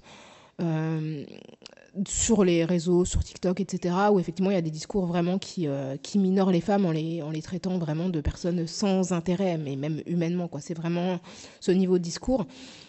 Et effectivement, il y a des discours qui émanent aussi bien de cercles blancs que de cercles non blancs. Donc je pense que voilà, dans les milieux musulmans, par exemple, on voit de plus en plus de personnes qui vont faire des commentaires sur la manière dont certaines femmes musulmanes vont se présenter physiquement. Et effectivement, on voit bien que quand parmi les gens qui sont beaucoup moqués d'Aya Nakamura depuis ses débuts, il y avait énormément d'hommes noirs, en fait. C'est vraiment quelque chose. En fait, on voit qu'il y a vraiment une haine intériorisée spécifiquement des femmes noires et donc et une expression, en tout cas une énonciation des clichés qui leur sont associés par des personnes noires qui essayent par là de s'en éloigner et de montrer une forme de distinction par rapport à elles. Comment lutter ? Moi, je pense que moi, j'ai toujours tendance à dire que faut pas répondre, en fait. Enfin, en tout cas, faut pas répondre en citant. C'est-à-dire qu'on peut produire des réponses, mais sans citer les personnes et en leur donnant de la visibilité. Parce que moi, je vois des vidéos, parce que moi, du coup, je ne suis pas ce gars, mais je le vois tout le temps dans les vidéos des gens qui lui répondent. J'ai pas envie de le voir, en fait. Enfin, franchement, j'ai pas besoin de voir sa tête, en fait. Donc, je pense qu'on peut effectivement déconstruire leurs idées en produisant des contenus alternatifs, mais sans forcément les citer. Moi, c'est vrai que, par exemple, on me demande souvent, moi, quand je suis souvent attaquée, des fois, il y a des portraits complètement farfelus me concernant, je réponds jamais, en fait. Cet article dont je vous ai parlé du Figaro, mais c'était n'importe quoi. C'était un article, parce que j'avais porté plainte contre quelqu'un, et donc l'article, c'était le djihad judiciaire. Je fais, ah ouais, donc en fait, les musulmans, quand ils portent plainte, c'est un djihad, quoi. Tout ce qu'on fait, c'est djihad. Djihad alimentaire, djihad... toutes les déclinaisons, djihad de la mode, enfin... je me dis, mais c'est tellement raciste, en fait. Enfin, je veux dire, qu'est-ce que ça veut dire ? J'ai pas le droit de porter plainte, en fait. J'ai pas le droit d'utiliser les armes de la République. Donc, j'ai même pas répondu, en fait. Et parfois, je pense que en tout cas pour moi, la meilleure réponse, parce que j'ai pas de temps à perdre, en fait. J'ai pas suffisamment de temps pour. La meilleure des productions, pour moi, c'est sortir un documentaire, sortir un livre. Et effectivement, si on est créateur de contenu, c'est créer des contenus et faire de l'influence, mais sans se reposer sur les autres qui cherchent ça aussi. Voilà. Bonsoir. Bonsoir. Du coup, ma question, c'était à quel point et dans quelle mesure on peut légitimer et intégrer les personnes les plus privilégiées dans les activités militantes ou autour du militantisme, c'est-à-dire donc les personnes, les hommes blancs, cis, het, etc. C'est tout. Voilà. Qu'est-ce qu'on fait des hommes blancs cis, het ? C'est ça la question. Non. Non, mais plus sérieusement, non, mais en fait, je pense que c'est pas à nous de penser à leur place dans la lutte, quoi. Enfin, je pense qu'ils peuvent se gérer. Enfin, je pense qu'ils l'ont bien fait pendant longtemps et que nous, on a beaucoup de problèmes et que, bah, évidemment, on peut. Enfin, je pense qu'en tout cas, si la question c'est est-ce qu'on peut créer des alliances, oui, je pense que c'est tout à fait possible. Mais je pense que c'est pas à nous en tout cas, de réfléchir à ce qu'ils doivent faire, comment, etc., parce que c'est beaucoup de charge en fait, c'est beaucoup de travail et c'est beaucoup ouais, c'est une grosse charge mentale. Hein. Ça ressemble un petit peu au patriarcat de faire ça, je trouve, de préparer les choses pour que ce soit bien digeste pour des gens qui ont du pouvoir. Donc non, je pense que en tout cas tout le monde a une place dans la lutte, hein, ça c'est certain. Qui conçoit. Et après, les modalités, voilà, on peut choisir des modes temporaires en non-mixité, d'autres qui ne le sont pas. Tout est possible, tout est ouvert, et je pense que tout peut s'organiser avec... voilà. Moi, je sais que, par exemple, je travaille dans un milieu où les gens qui ont du pouvoir, ce sont des hommes blancs 6-7, pour la plupart. C'est parce que j'ai des... Voilà, je m'entends bien avec certaines personnes que j'ai du boulot aussi. Enfin, voilà, c'est qu'il y a des personnes, c'est-à-dire qu'il y a des endroits, des rédactions qui vont être très hostiles, et une personne, qui peuvent être aussi des femmes, hein, parfois, va dire, bah non, en fait, je la connais, et elle est pas... elle va pas poser une bombe ici. Donc voilà, donc effectivement, ce sont des alliés importants, pour moi, en tout cas pour mon activité professionnelle. Après, s'il s'agit de réfléchir... spécifiquement à ma condition, c'est pas forcément ces personnes-là que je vais aider, mais je sais que par exemple dans la promotion de mon livre, je compte aussi sur des alliances comme ça, de personnes qui considèrent mon travail vraiment, qui partagent pas du tout ma position sociale, mais qui vont effectivement me dire bon il y a peut-être un espace ici à offrir à ça, et ça a été capital pour moi quand je fais je sais pas 3 jours de conférence au Centre Pompidou. Évidemment, heureusement qu'il y a des personnes qui sont des hommes blancs 6-7 qui comprennent, qui ont envie que ça bouge et qui mettent finalement leurs privilèges au service d'une cause qui nous engage tous, quoi. Donc c'est aussi ça, je pense que c'est quand on a la possibilité de le faire, de la même manière que même moi en étant une femme noire musulmane, je sais que j'ai aussi des privilèges. Je suis parisienne, je gagne bien ma vie, j'ai eu accès à une certaine instruction, enfin... Donc oui, j'ai aussi il y a des endroits où j'ai pas forcément mon mot à dire, et puis d'autres où je peux utiliser l'espace que j'ai pour parler de certains sujets, pour ouvrir certains... Enfin, c'est complexe, quoi. Mais je pense qu'en tout cas, tout le monde a sa place, mais qu'on peut ne pas aussi s'imposer de réfléchir pour les autres, quoi. Voilà.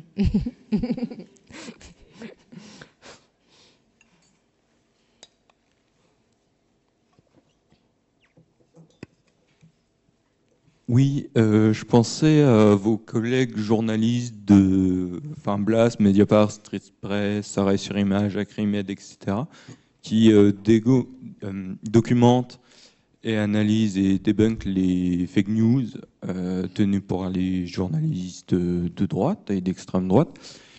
Et là, je me demandais pourquoi, en fait, il n'y a pas d'action judiciaire, enfin, à ma connaissance, contre ces médias, ces journalistes et ces personnalités politiques qui répandent des fake news, alors que c'est interdit par la loi. Et du coup, est-ce que c'est un truc qui vous botterait, enfin, qui vous intéresserait, et comment vous vous situez par rapport à ça? C'est une très très bonne question. Je ne sais pas pourquoi il n'y a pas d'action judiciaire qui, dans ces cas-là, peut porter ce type d'action. C'est une excellente question. Moi, j'ai pas mal de procès en cours, donc je pense que je vais m'abstenir. Mais honnêtement, je pense que c'est une très très juste question. Et puis après, même indépendamment de la question de la justice, il y a une question d'éthique. Hein. On est quand même, on a une déontologie à respecter en tant que journaliste. Hein. Donc sans aller jusqu'à une cour judiciaire, on peut effectivement se poser cette question-là de la sanction. Moi, je vois, certaines personnes qui ont fait des chroniques 100% plagiées, qui sont encore à la télé en train de chroniquer. Je me dis, mais c'est incroyable. C'est-à-dire qu'à un moment donné, il faut se poser aussi la question de l'éthique d'une rédaction. Et qu'est-ce que c'est de recruter des chroniqueurs qui clairement volent le travail des gens ou mentent, et sans que ça ait de conséquences, quoi. Et effectivement, il y a clairement 2 poids 2 mesures, parce que clairement, si je me mettais à plagier les gens, ça durerait 2 secondes, quoi. Je veux dire, mon sort serait scellé très très rapidement. Donc, moi ou d'autres personnes qui défendent des idées similaires. Donc, très très bonne suggestion que peut-être je vais porter à la connaissance d'autres confrères, consoeurs qui pourraient effectivement mener ce combat, quoi. Bonsoir. J'apprécie beaucoup votre travail et je suis très heureuse de pouvoir échanger avec vous ce soir.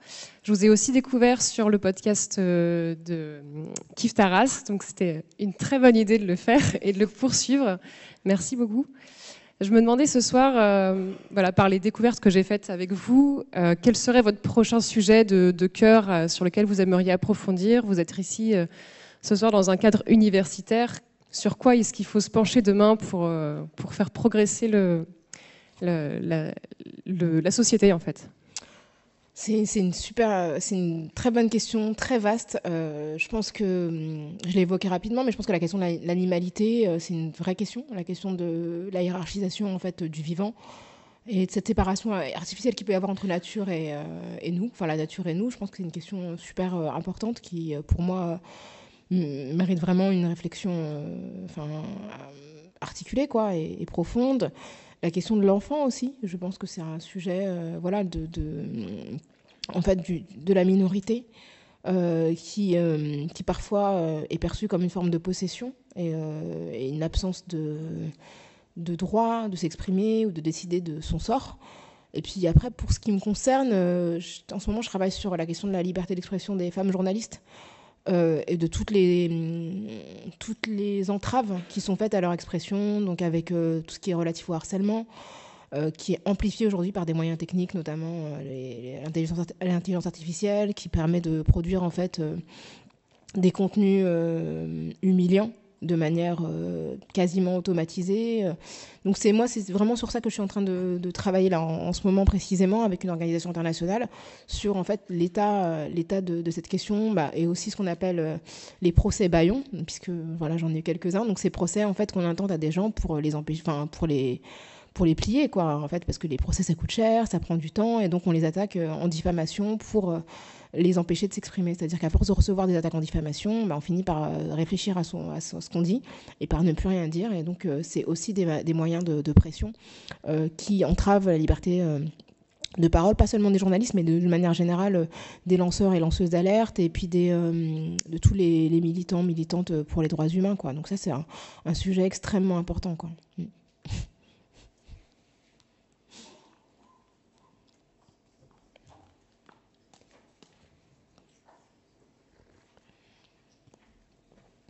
Bonsoir.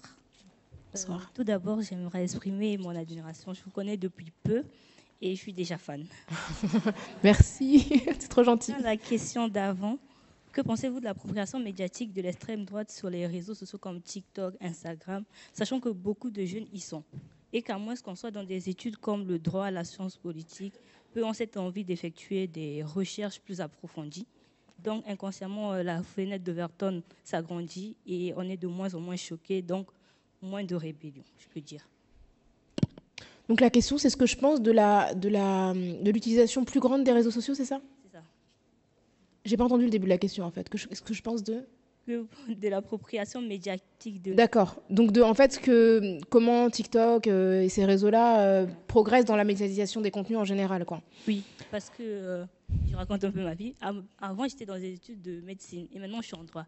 Et je me suis plus renseignée, on peut dire, depuis que je suis en droit. Quand j'étais en médecine, je n'avais aucune idée des sujets actuels, des polémiques sur les personnes racisées ou LGBT. Donc, je me suis dit que de moins en moins de personnes qui sont dans des études autres que les sciences humaines sont au courant des situations actuelles. Ouais, c'est une question très importante de comment on s'informe et comment on fait pour lutter contre une forme de désinformation qui peut circuler sur ces réseaux. Puisque la caractéristique normalement des infos qui sont produites par des rédactions, c'est qu'elles sont le fruit d'un travail collectif, en tout cas d'un travail qui est vérifié par plusieurs personnes avant d'être publié. Et c'est vrai que sur les réseaux, ce sont des contenus spontanés. Donc certains sont très intéressants. Je pense que c'est important de rappeler qu'il y a des comptes qui sont des comptes éducatifs. Et je pense que les réseaux ont quand même beaucoup contribué à étendre certaines formes de savoir sur l'histoire coloniale, sur la colonisation, sur le féminisme, notamment auprès de la jeunesse. Mais qu'à côté de ça, effectivement, il y a la montée des masculinismes dont vous avez parlé tout à l'heure, la montée aussi de la représentation d'une certaine vision de la féminité, même si voilà, on est libre de choisir le fait de promouvoir certaines féminités comme étant les plus légitimes parce que traditionnelles, c'est aussi un souci. Je pense que il y a deux choses. C'est qu'à la fois, c'est un espace d'expression qui donne une liberté à énormément de gens qui n'auraient pas eu accès à la parole publique. Et moi, pour ma part, les réseaux, c'est un espace où je peux exprimer en fait mes opinions à des gens qui regarderaient pas en fait ce que je fais à la télé. Donc c'est vraiment un espace important pour moi, en tout cas pour mon expression publique. Et c'est un espace aussi qui m'a permis de communiquer en dehors des moments où j'étais sollicitée dans les médias traditionnels. Et c'est un espace qui a permis à plein de mouvements militants, puisque c'est le sujet d'émerger, ce qu'on appelait les printemps arabes au début des années 2010, le mouvement MeToo, Black Lives Matter, ce sont des mouvements qui se sont, qui sont agrégés, on va dire, sur les réseaux sociaux. Maintenant, il y a plein de travers, il y a plein de problèmes de régulation. J'étais une des premières ici à porter plainte en France contre quelqu'un, c'était en 2013, le terme de cyberharcèlement n'existait même pas, donc c'était quelqu'un qui avait lancé un appel au viol contre moi. Donc dans ce malheur, j'ai eu de la chance, on a retrouvé le monsieur et il a été condamné. J'en ai fait un documentaire d'ailleurs qui est en ligne, toujours, qui s'appelle Les réseaux de la haine. Donc c'est à double tranchant. Et je pense que c'est un espace qui permet de démocratiser la parole publique, mais c'est un espace qui donne beaucoup trop de latitude aux propos haineux et aux propos faux, tout simplement mensongers, diffamants, effectivement, et à la désinformation notamment, qui peut être extrêmement genrée. Il y a une désinformation sur les femmes notamment qui prennent la parole dans l'espace public où on va créer des faux contenus pour les humilier et pour en fait les inciter à quitter l'espace public, et ça c'est grave. Et je pense que sur ça, il faut vraiment des dispositions gouvernementales. C'est vraiment à l'échelle des États qu'il faut réfléchir à conjurer un petit peu ces types de contenus, quoi. Ces types de contenus, ouais.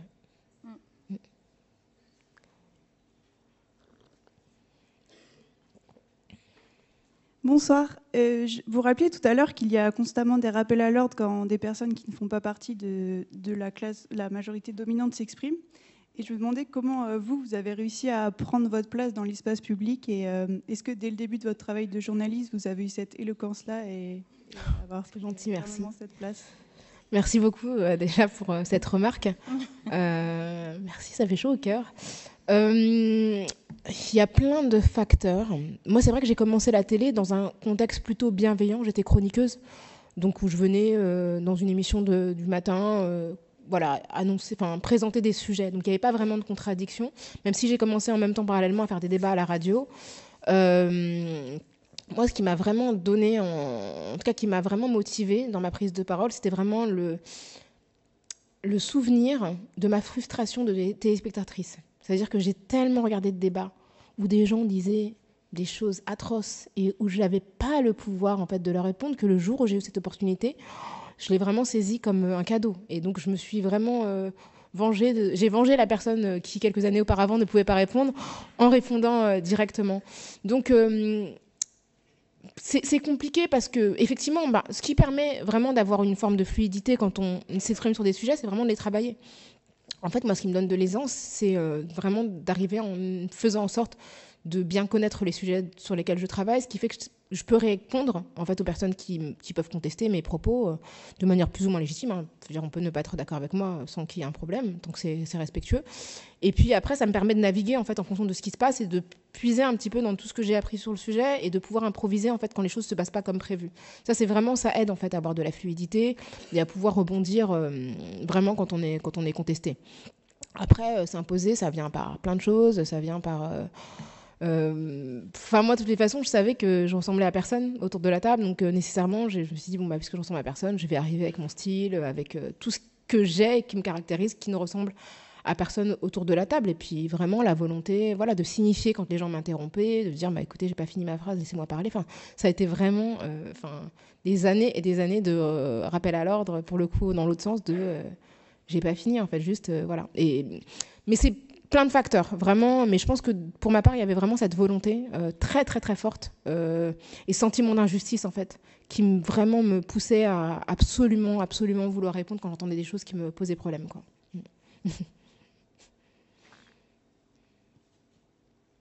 Vous avez bien dit tout à l'heure que vous avez été sujet à des vagues de haine. Et j'aimerais savoir comment vous avez réussi à persister malgré toutes ces difficultés-là.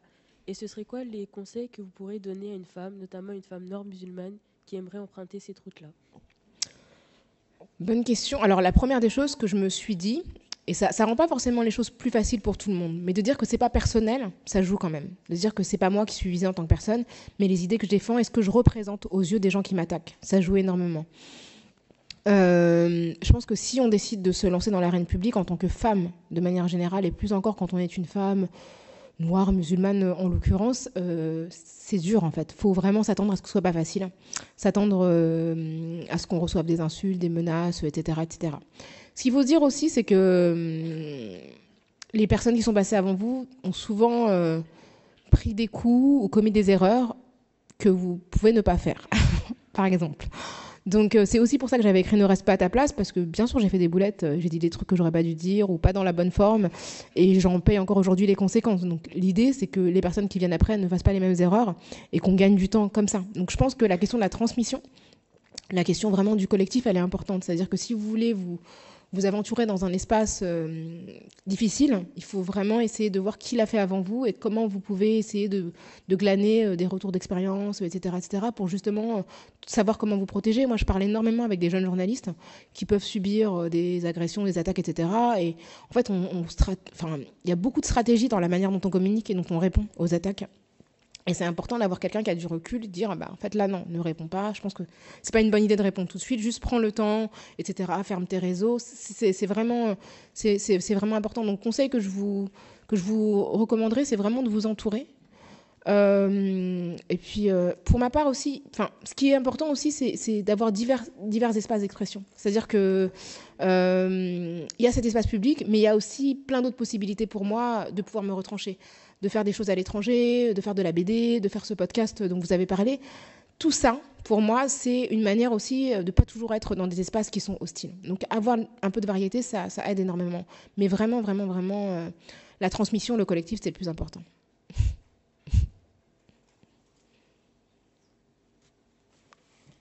La variété, d'accord, mais il faut...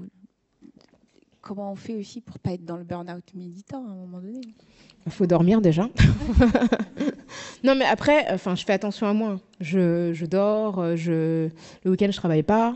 Je vais au ciné. Vraiment, j'essaie de m'astreindre à ça. Je ne l'ai pas toujours fait. Franchement, avant, même dans Reste pas à ta place, je pense que je donne un conseil super toxique qui est mais c'est pas la peine de dormir.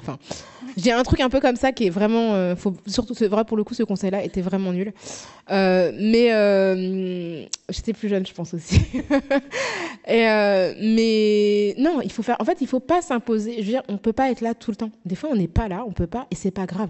On ne va pas à toutes les manifs, on ne va pas à tous les événements. Des fois, juste, on dit non.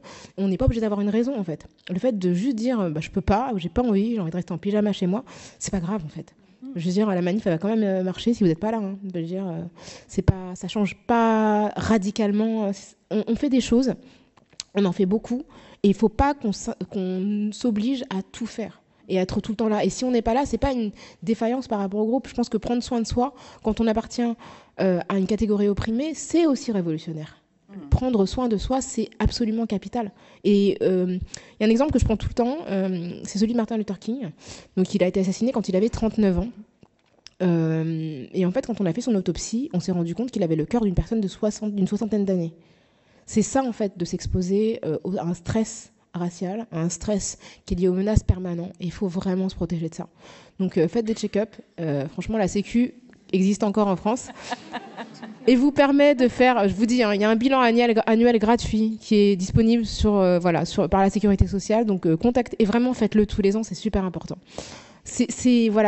Mais vraiment, c'est marrant de le dire comme ça, mais franchement, faites-le, ça coûte rien. Moi, je travaille beaucoup aux États-Unis et je peux vous dire qu'on a, pour l'instant, énormément de chances de pouvoir accéder à un bilan de santé ultra complet tous les ans qui nous permettent de savoir où on en est. Donc, faites-le, franchement, profitez du système, c'est important.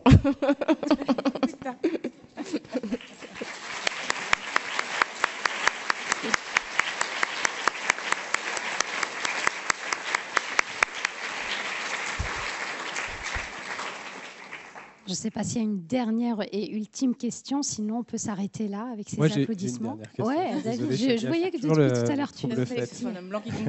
Du coup, merci beaucoup Rokhaya d'être là, de nous honorer de votre présence et de ne pas être resté dans votre lit ce soir. C'est vraiment chouette. Et j'ai une dernière question sur les libertés académiques.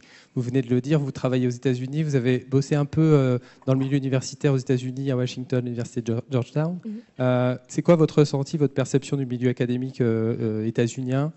Nous, on le fantasme parfois comme un espace de liberté plus grande, en tout cas, que dans nos institutions françaises, où les questions raciales sont difficiles à aborder, et les questions intersectionnelles en général, d'où le mois du genre aussi. Est-ce que vous avez senti une plus grande liberté, une plus grande capacité à réfléchir, un espace qui s'ouvre un peu plus grand, une capacité aussi à être, comment dire, à créer des communautés intellectuelles en quelque sorte, ou est-ce qu'au contraire vous avez perçu, ce qui est peut-être le cas là actuellement, une grande vulnérabilité du système académique dans le contexte politique états-unien? On sait qu'il est attaqué là de manière absolument frontale depuis quelques semaines. Voilà, comment vous avez perçu le système, et est-ce qu'en France on doit se préparer à plusieurs années d'hiver, comme le font les collègues aux États-Unis? Merci beaucoup. Merci pour cette question. Effectivement, je suis toujours affiliée à Georgetown. Là, je suis rentrée des États-Unis dimanche. Donc, au niveau de l'ambiance, c'est catastrophique. Hein, ça, je pense que c'est assez clair pour tout le monde. Et il y a beaucoup de craintes, beaucoup de stress et beaucoup de désarroi chez les universitaires que j'ai pu croiser aussi bien à Boston qu'à Washington la semaine dernière. Donc ça, c'est très, très difficile. Après, pour ma part, moi, j'ai pas un parcours académique dans le sens où j'ai pas soutenu de thèse. Et donc le fait d'être, c'est ce que je disais tout à l'heure à Catel, qui a eu la gentillesse de m'accompagner jusqu'ici depuis la gare, le fait d'avoir mon profil en fait, qui est un mix d'activisme, de création artistique et de journalisme, et d'être recruté comme chercheur dans une université, ça pourrait pas arriver en France. C'est sûr que voilà. Et d'ailleurs c'est marrant parce que donc il y a un département de français important à Georgetown, et apparemment il y a un prof donc dans le département de français, donc qui a gardé son esprit français même si aux États-Unis depuis longtemps, qui a demandé si j'avais les qualifications pour rejoindre. Voilà, donc alors qu'en plus le département français n'a rien à voir dans mon recrutement, c'est-à-dire qu'il n'avait même aucune autorité. Donc bon, voilà, les seules personnes qui sont interrogées sont les gens qui sont justement formatés par le système français. Donc il y a ce truc-là où effectivement, enfin moi je fais des choses là-bas que je fais pas du tout ici. J'ai organisé plein d'événements, des projections, j'enseignais 2 cours différents, enfin avec une liberté. Enfin dans le cours, on peut mettre du hip-hop, des séries, enfin on fait ce qu'on veut. Enfin, c'est vraiment formidable, et les cours, enfin ça a vraiment ça de bien. Après ça marche beaucoup aussi à l'argent. Georgetown c'est quand même une université privée qui est extrêmement chère, donc du coup on a quand même un public de gens qui sont plutôt à l'aise financièrement, même s'il y a quand même pas mal de boursiers, mais on voit ce truc-là. Et après Georgetown c'est particulier parce que c'est une université qui est catholique, donc du coup, par rapport à tout ce qui a pu se passer autour de la Palestine, ils étaient plus sur la ligne du pape. Donc, il n'y a pas forcément eu tout ce qu'on a pu voir l'année dernière dans d'autres universités où ça a été très compliqué pour les mouvements pro-Palestine de s'exprimer sans être confrontés à la violence policière. Mais sur les thèmes dont on parle aujourd'hui, il y a franchement... Enfin, ça n'a rien à voir. C'est-à-dire que, par exemple, la directrice du département de genre à Georgetown, elle a fait sa thèse sur les cheveux des femmes noires politiques américaines. Donc voilà, juste pour vous donner une idée et voilà, elle s'appelle Nadia Brown, elle est brillante. Enfin, c'est impensable en France. C'est-à-dire, c'est même pas considéré comme un sujet. Et avec un sujet comme ça, on n'accède pas à la direction du département genre d'une université aussi grande et prestigieuse. Donc il y a vraiment une autre reconnaissance de ces sujets. Après, je pense que ça va être compliqué. Il y a beaucoup d'inquiétudes chez les profs étrangers. Par exemple, ceux qui ont des visas, parce que Trump a demandé à ce que les étudiants qui sont sous visa, qui ont participé à des manifs, soient identifiés. Et on se pose la question pour les profs, éventuellement, est-ce que les visas vont être renouvelés? Il y a énormément de gens qui se posent la question, ils ne savent pas s'ils vont être là d'ici la fin de l'année. Donc c'est compliqué. Mais honnêtement, en termes même de vivacité, de réflexion et de moyens, pour faire ça n'a rien à voir. C'est vraiment c'est la liberté... en termes d'enseignement, de recherche et de sérieux en fait, qui est donné à ce type de matière. Ça n'a aucun rapport avec la France. En France, ça reste très très compliqué, et puis on voit les gens s'inquiéter. Enfin, moi je me souviens quand, je sais plus, il y a 2-3 ans, il y avait une espèce de colloque sur le wokisme à la Sorbonne. Je me dis mais En fait, vous avez peur de quoi? Il se passe rien. Enfin, je veux dire, vous êtes déjà vénère alors qu'il n'y a rien. Enfin, vraiment, attendez, au moins qu'on prenne le pouvoir. Et là, vous pourrez faire votre colloque pour vous opposer à nous. Mais on n'est même pas. Enfin, on est tous dans une espèce de fragilité académique. Et voilà. Donc ouais. En tout cas, c'est plus confortable de travailler aux États-Unis. Pour le moment, hein, ça, je ne sais pas si ça va durer. Très bien, merci beaucoup. On va te réapplaudir d'abord parce que. Merci. Merci beaucoup. Merci beaucoup. Merci infiniment.